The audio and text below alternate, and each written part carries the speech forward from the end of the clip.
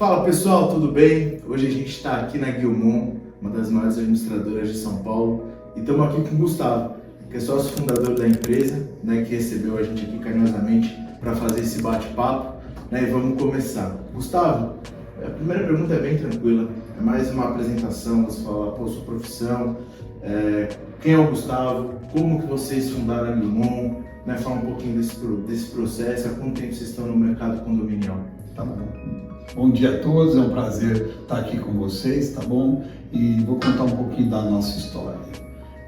A minha formação é jurídica, eu fiz São Francisco, trabalhei um pouco nessa área imobiliária, eu trabalhei em banco, daí trabalhei na Nestlé, trabalhei em escritório de advocacia. E esse ano vai fazer 37 anos que nós fundamos essa empresa, tá? Eu fundei. E eu sei porque a idade da minha filha é mais nova. Então eu sei bem, e isso eu nunca vou esquecer. Eu fundei ela em outubro, em dezembro minha filha nasceu. Então esse ano ela faz 37 anos. Eu trabalhei como empregado há muito tempo, mas eu sempre pensei em ter um negócio. Aí fui indo, uma hora eu falei, vou tentar alguma coisa. Eu conheci um pouco de condomínio, porque eu ajudava uns amigos. Quando eu casei, eu fui para um prédio, fui o primeiro morador. Então, assim, eu não sabia nada muito disso, acabei virando síndico, tá? E fiquei 6 meses sendo o único morador, porque eu não tinha dinheiro para fazer, então o prédio ainda estava em acabamento e a gente ficou. Daí toquei o prédio, um prédio vizinho me perguntou se eu queria começar a fazer isso, eu vi uma oportunidade montando. Então, estamos há 37 anos, como todo negócio, a gente atendia toda a cidade de São Paulo, qualquer lugar da grande São Paulo. Aí eu fui restringindo um pouco por causa de localização de atendimento, porque antigamente você tinha que ir presencialmente nos prédios, fazer reunião, e prédio muito longe, tinha prédio lá, quase na saída da Fernão Dias, aqueles prédios para voltar à noite. Bem longe e tal, e tinha também lá para lá perto da represa, umas coisas assim. Você começa a sair de lá 11 horas, chega em casa meia-noite e meia, 1 hora. Era uma vida difícil. Hoje é muito fácil, tudo online, é muito tranquilo. Então a gente fundou isso, a gente sempre pensou em atendimento, tá? O nosso principal foco é atendimento. Então, quando a pessoa entra aqui, eu falo, olha, sistema é mais parecido com as administradoras, mas o que vai diferenciar a gente dos outros é atendimento. Então a gente sempre focou em atendimento. Show de bola. Uma segunda pergunta também relacionada com o que você falou isso já no final. Nos últimos anos a gente tem visto aí mudanças, na maneira de se administrar condomínios. Você consegue dar alguns exemplos dentro dessa pauta? Os hábitos que vocês mudaram, práticas que ficaram no passado que não fazem mais sentido hoje? Então deixa eu te contar, o que aconteceu foi isso. Eu fundei e minha esposa veio trabalhar comigo, porque depois de 1 ano ela veio, porque é o seguinte, eu sei fazer muito bem relacionamento, mas eu sou muito ruim de organização, tá? Então ela veio para me ajudar nessa parte, porque como todo negócio, eu comecei com uma mesinha e uma pessoa para me ajudar no DP. E assim, as coisas burocráticas eu ia pôr numa gaveta. Você imagina que antigamente não tinha nada, digitalizar nada, então era tudo documento. Formava aquelas pilhas. E ela foi no escritório e falou, não tem. Daí ela veio ajudar a gente. Então a gente começou, virou uma administradora normal, tá? Onde eu tenho um arquivo gigante, aqueles arquivos de correr, aqueles armários enormes, aqueles arquivos que eram bacana, de correr e tal, não sei. Tudo bem. Minha filha um dia veio, eu tenho um casal de filhos do mercado financeiro, a minha filha falou, pai, eu vou tentar isso. Eu sempre quis que alguém trabalhasse, eles não queriam, daí a minha filha falou, vou tentar trabalhar com vocês. Tá? Veio, olhou aqui e falou, olha, ela veio trabalhar, esse ano vai fazer 8 anos que ela está aqui. Ela virou e falou, olha, vocês estão muito no papel, ela é dessa área muito ligada à TI e tal, ele falou, pai, se a gente não melhorar isso, nós vamos ficar muito para trás, porque a parte de administração de condomínio, as administradoras ainda estão muito atrasadas, mas vamos tentar. Daí ela veio, pôs um departamento de desenvolvimento de TI aqui e começou. Então, assim, a gente começou a fazer as reuniões virtuais, as assembleias, antes da pandemia. Então, quando a pandemia chegou, a gente já estava estruturado. Então, a gente fez algumas coisas. Por exemplo, o malote, aquele boy que ia buscar o malote, pegava, também nós acabamos. Ela pegou um sistema da Índia, deu uma adaptada para o Brasil, e pôs, então, hoje todo o malote nosso é virtual. Então, assim, é um malote super fácil, o zelador, o gerente, cada um gosta de chamar de nome, a pessoa que toma conta do prédio, e ele vai lá, tira uma foto, já sobe na rede e tal, e agora, por daqui um ano para cá, a gente está fazendo uma coisa, a gente está fazendo um acerto com a prefeitura dizendo o seguinte: toda nota quando emite na prefeitura já vem para nós. Cai automático. Cai automático para nós. Então melhora muito, porque assim, não tem isso de o zelador esqueceu de mandar, tem a nota aqui da piscina. Olha, essa aqui pode pagar? Pode pagar. Então ficou mais fácil. Então, no estado de São Paulo, nós ainda não conseguimos. Na cidade de São Paulo, nós já temos. O que for empresa fora da cidade de São Paulo, nós não conseguimos isso, não tivemos, mas aí é muito pouco. Então a gente diminuiu muito o serviço. O que resta ainda é assim, o que ainda tem antigamente? As pessoas ainda querem falar com a pessoa. Ter o contato humano ali, né? Falar, olha, eu recebi esse mês aquele boleto e tá com R$100 a mais. Por quê? Aí você tem que falar, olha, mais pessoas de idade. Sim. Que falam assim, olha, mas por que aumentou R$100? Porque a senhora não foi na reunião, por causa disso. Pessoas acima de 70, eu diria, tem um pouco de dificuldade de acessar a parte informática. Totalmente normal. Agora, a gente se surpreende, sabe? Que eu tenho muito condômino com mais de 70 que acessa muito bem. E assim, olha, então assim, nossa prestação de conta também não anda mais aquela pasta com aquela documentação. É tudo online. E assim, eu tenho um senhor de 86 anos. Ele olha a pasta e fala assim, Gustavo, abre aí, por que essa nota tá? Porque assim, aquela coisa, você clica, abre a nota. Ele fala, olha, seu João, isso, obrigado. Então, quer dizer, tem pessoas que ficaram um pouco no tempo, mas tem pessoas que são, eu digo, vanguardistas, que, nossa, a gente fica assim, eu brinco, aqui tem gente muito melhor que eu tenho 67, tem pessoas de 80 que vão muito melhor do que eu falo, nossa senhora, então isso é uma coisa que também melhorou. Você tem que ter aquele jogo de cintura de atender pessoas que têm essa dificuldade. Sim, e faz parte, né? Ainda mais assim, essa transformação digital, ela está acontecendo muito rápido, principalmente depois da pandemia, né? Então, tem que ter a paciência de conseguir explicar, de conseguir instruir da maneira correta, né? Para pessoas da cidade, a gente entende que é mais difícil.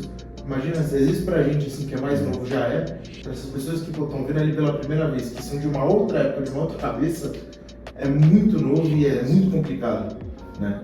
Nós tivemos muito, assim, atender essas pessoas, a gente teve que ter paciência.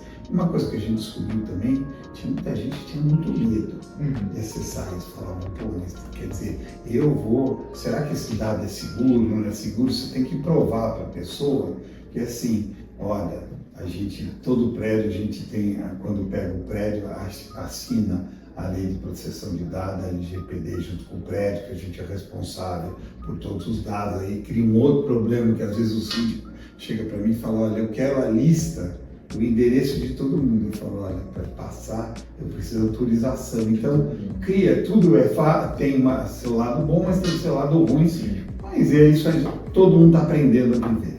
Tranquilo. Uma terceira pergunta, a gente nota que tem muitos advogados no mercado condominial, né? Seja síndico, administrador, que é o seu caso, assessor jurídico.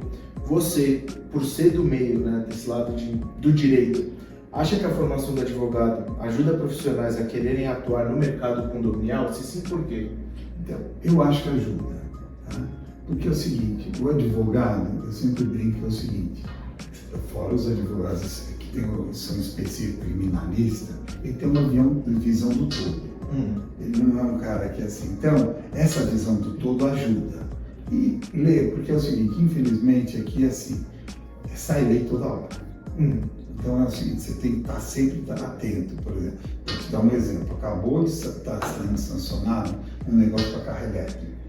Que é o seguinte, sendo aprovado vai ser uma loucura. Que é o seguinte, você vai ter que fazer um invólucro no carro por causa de incêndio. Você imagina que tem vários prédios que já colocaram o carregador e não sei se vai ter espaço, então está uma discussão. Então você tem que estar atento. Isso para o advogado ajuda, mas assim, não é uma coisa sine qua non. Eu acho assim, ajuda que você tem uma visão do todo, tá? Entendi. Eu senti falta, depois eu também fiz um curso de economia, tá? Eu me formei em economia também, porque eu achava que o advogado, em linhas gerais, é muito ruim em termos de ver número e tudo. Ele sabe ver o geral. Eu senti falta, daí eu fiz um curso também, fiz uma faculdade de economia. Bacana. A gente falou um pouquinho da pandemia, né, dessa transição de vocês, que vocês perguntaram no sistema até antes, né? E aí a gente viu que com a pandemia da Covid-19, a gente presenciou uma grande crise, né, em quase todos os setores, né, para falar a verdade. E teve muitas mudanças também, né, desde o começo da pandemia, durante e o pós também.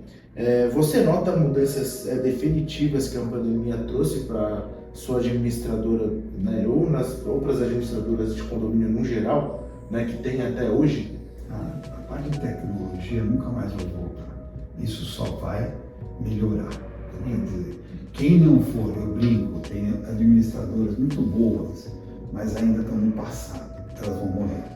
Sim, elas vão morrer porque é o seguinte, infelizmente, aquele modelo antigo, que é o seguinte, a prestação de conta no papel, fazer previsão no papel, sentar, isso acaba.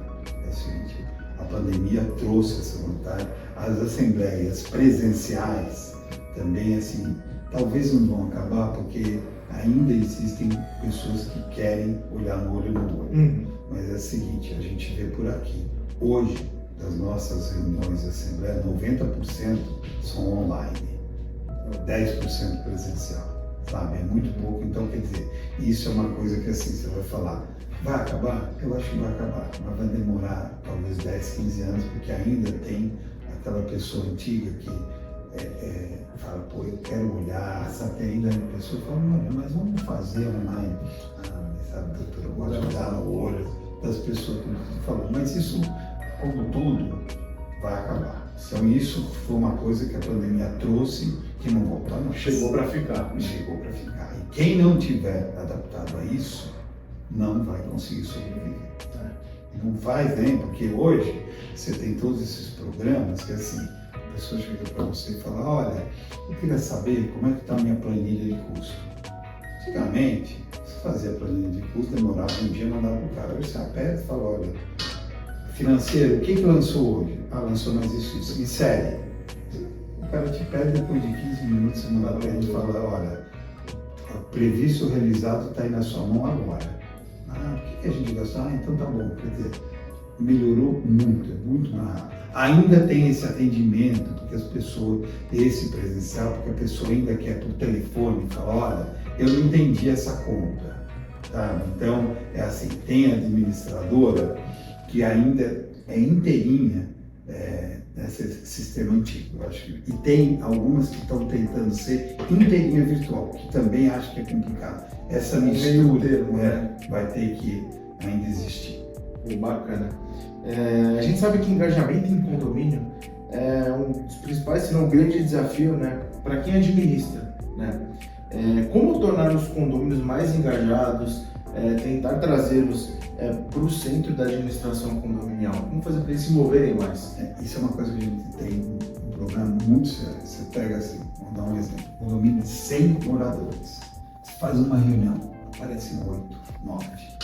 E é o seguinte, eu tenho a seguinte teoria, se o condomínio está indo bem, ninguém quer ir na reunião. Agora, se o condomínio está indo mal, lota porque o pessoal vai reclamar. Então, o que a gente está tentando fazer é levar a informação. Fala, olha pessoal, esse maio nós vamos discutir na Assembleia, olha, uma melhora do jardim, olha, quem puder ajudar, aparece na reunião para contribuir, porque é o seguinte, o jardim está muito feio, olha, nós vamos mexer no piso da garagem, olha, que vocês conhecem e tal. Mas mesmo assim, as pessoas são muito acomodadas.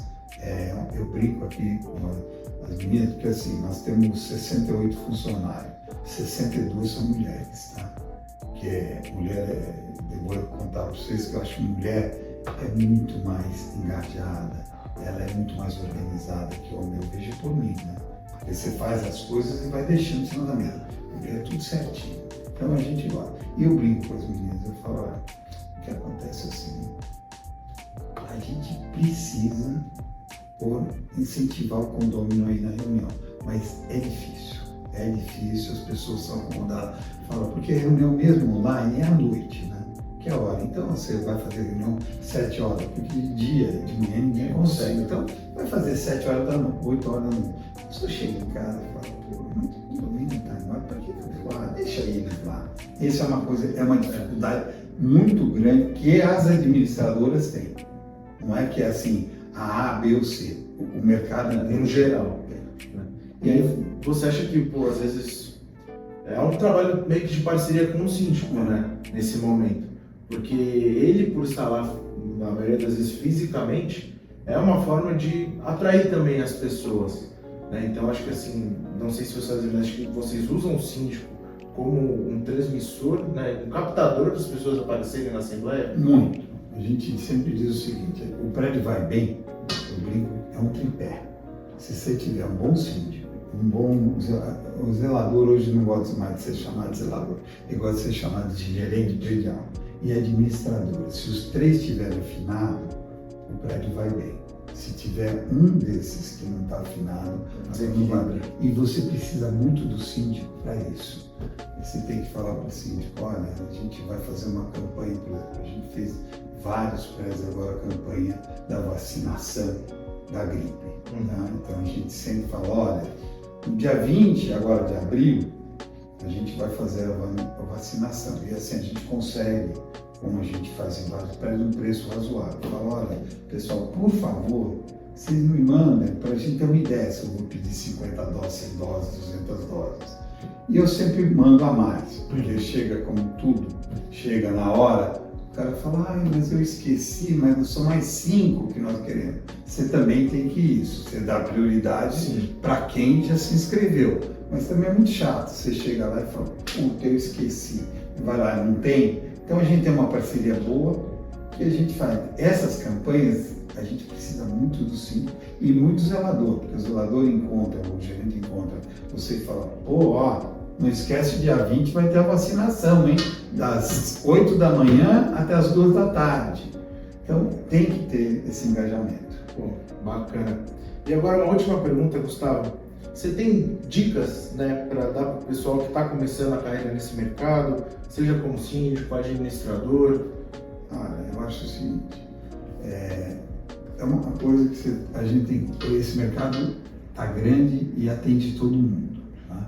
Então, primeiro, eu acho assim, a administradora, ela tem que fazer algum curso, ou na FAP, ou no Secov, alguma coisa, para ter uma noção. Se a pessoa não tiver uma noção, ela precisa ter uma noção de como funciona o condomínio, ter as leis básicas, tá? Precisa dar uma lida hoje no Código Civil, tá? Para saber mais ou menos o que ocorre no condomínio.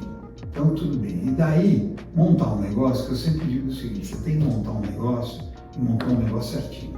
Erro, todo mundo vai fazer. A gente está há 37 anos, a gente erra aqui todo dia, tá? É uma coisa que eu sempre digo, isso que eu montei. Quando a gente erra, eu falo, olha, a gente fez uma besteira financeira, eu deposito para o prédio e daí eu vou ver de quem é o erro, se é meu ou do prédio. Você tem que ter uma coisa que o prédio, o condomínio se sinta seguro com você. Você tem que ser um cara totalmente claro, aberto. Quando errar, ligar para a pessoa e falar, putz, eu fiz uma besteira aqui, mas nós vamos consertar. E para síndico, o síndico tem que conhecer bem essa parte também.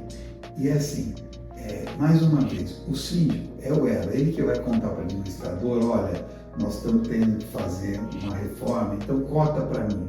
Ele tem que dizer, olha, então eu preciso que corte, a gente vai mudar essa parede. Se ele não souber, ele tem que achar alguém que explique para ele. A pior coisa é você chegar e falar, leva numa reunião 3 orçamentos.